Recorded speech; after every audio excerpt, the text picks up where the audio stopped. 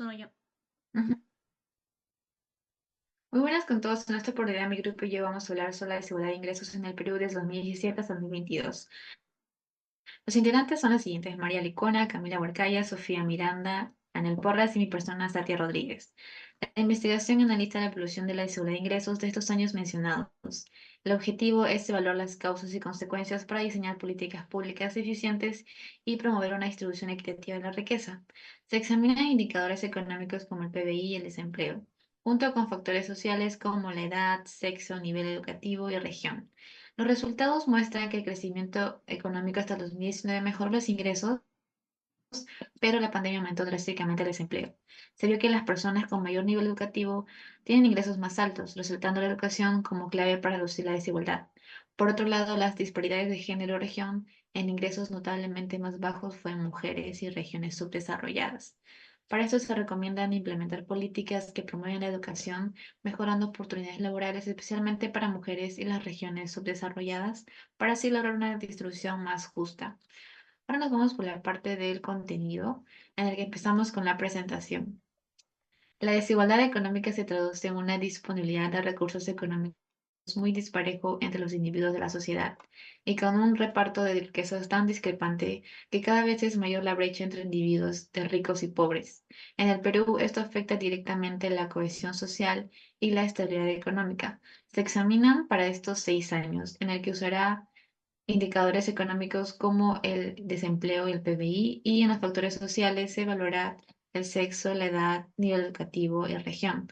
Estos aspectos son cruciales para entender las disparidades en la distribución, ya que así se permitirá diseñar políticas públicas más efectivas para promover una distribución más equitativa en los ingresos. Ahora le doy paso a mi compañera Anel. Siguiendo con la literatura internacional, en una investigación de Urquidi se muestra un análisis de la evolución de la brecha de género en los ingresos laborales en Paraguay entre los años 2002 y 2019. Se revela que la brecha no se explica por variables como experiencia, características personales y familiares, actividad de ocupación, región o zona, sino más bien parece estar relacionada con factores regulatorios, sesgos o de discriminación. Inclusive, la brecha es más pronunciada en el sector informal, especialmente entre la población rural y con menor nivel educativo. También es importante mencionar que la investigación de Salas muestra que la pandemia del COVID-19 incrementó significativamente la desigualdad de ingresos en México, elevando los índices de Gini tanto a nivel nacional como en áreas metropolitanas como la Ciudad de México, Guadalajara y Monterrey. Siguiendo con la literatura nacional, según un estudio de Maeder en el 2024, donde se abarca el estudio de Stoyan, quienes son los que indican que la participación en la cadena de valor a menudo se percibe incorrectamente como una decisión individual de las mujeres, sin tener en cuenta que estas decisiones a veces suelen tomarse en el contexto del hogar y se basan en compensaciones entre diversas actividades domésticas y generadoras de ingresos, ya que una mayor participación en la cadena de valor resulta simplemente una mayor carga de trabajo para las mujeres, mientras que los hombres son los que administran estos ingresos. Los resultados de los determinantes causales de la distribución de los ingresos en la economía peruana señalan que una economía peruana tiene a mejorar una distribución del ingreso en el Perú. Esto demuestra que la educación o inversión en el capital humano es un mecanismo de transferencia de beneficios, no solo para el PIB, sino también para el ingreso. Sin embargo, las políticas que participan en el desarrollo del capital humano y el equilibrio entre el mercado, el Estado y la sociedad son importantes para presentar un desarrollo humano sostenible a largo plazo. Ahora paso a darles paso con mis compañeras. Continuando con los hechos estilizados, podemos ver el Producto Bruto Interno. En la figura número 1 se muestra el crecimiento general del PIB. A lo largo de este periodo, en el año 2017, se ve un crecimiento y un descenso en el año 2020, debido al impacto de la pandemia del COVID-19. Esta variabilidad resalta la importancia de analizar cómo esos cambios en el PBI afectaron a las desigualdades en los ingresos. Continuando con los indicadores económicos. El desempleo. Siguiente diapositiva. A lo largo del periodo 2017 al 2019 al 2022, la tasa de desempleo en el Perú ha demostrado fluctuaciones significativas, especialmente en el año 2020, coincidiendo con el impacto económico de la pandemia de COVID-19. En la figura 2 se revela una relación inversa entre la tasa de desempleo y el PIB per cápita. El fuerte aumento de la tasa de desempleo en el 2020 se puede atribuir a las restricciones económicas y sociales impuestas durante la pandemia. La recuperación parcial de 2021 y 2022 se refleja en una disminución gradual del desempleo y crecimiento del PBI per cápita. Comparando los años 2017 y 2022, la tasa de desempleo se ha incrementado del 2%, lo que indica una ligera mejora post-pandemia, pero no una completa recuperación a niveles prepandemia. Continuando con la exposición, le doy pase a mi compañera María Fernanda.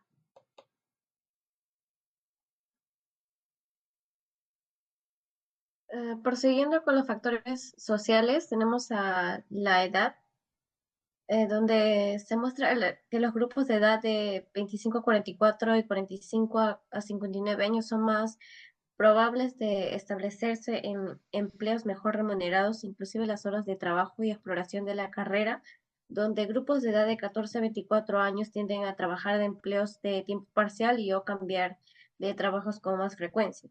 Tales datos se pueden visualizar en la tabla 1, que es adaptado de un informe del INEGI. Prosiguiendo con otro factor social, tenemos el nivel educativo, donde se visualiza que en la figura 3, las personas con educación superior tienen ingresos más altos en comparación con aquellas que solo completaron la primaria y secundaria. No obstante, antes de la pandemia de 2020, los ingresos eran mayores que en los años siguientes, probablemente debido a la disminución del PBI que se produjo a partir de dicha crisis. Y por último tenemos los factores sexo y región. En la tabla 2 y 3, la región que tuvo menor ingreso fue la región de Huancavelica. En el año 2021, la estructura de la PEA ocupada de Huancavelica predomina la agricultura en 68%, mientras que otros servicios en 3.6%. Su economía está más centrada en el sector primario, que generalmente tiene menores ingresos que los otros dos sectores. Por otro lado, en Lima Metropolitana, tiene los mayores ingresos teniendo el más alto promedio en todos los años, teniendo en cuenta factores como los sectores de educación, salud y otros que determinan los ingresos que obtienen. Como se observa, la población femenina obtiene menor ingreso en ambas regiones según el informe de la Defensoría del Pueblo. La brecha salarial entre mujeres y hombres puede analizarse a partir de las diferencias en su participación en el mercado laboral, como también desde una base de discriminación en el mercado laboral. Para culminar este trabajo de investigación, le doy pase a mi compañera Sofía. Para finalizar, nuestro trabajo de investigación se centra en dos perspectivas, que sería la económica y la social. En términos económicos, tasas de desempleo y los indicadores del PBI han mostrado muchas fluctuaciones.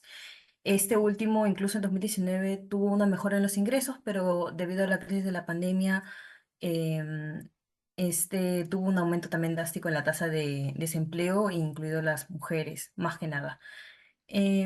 Si bien sí ha habido una, como se puede ver, no una recuperación parcial en 2021, no es igual a los niveles de prepandemia. Desde el punto de vista social, factores como la edad, sexo, niveles educativos y de región geográfica han tenido un papel crucial.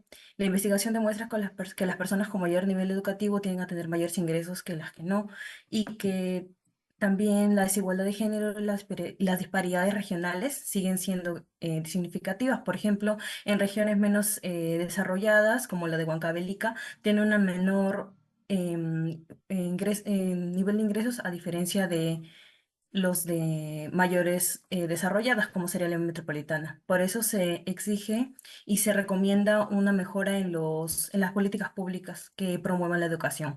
Lo siguiente que se muestra son las referencias tomadas para esta presentación de PPT. Muchas gracias por su atención.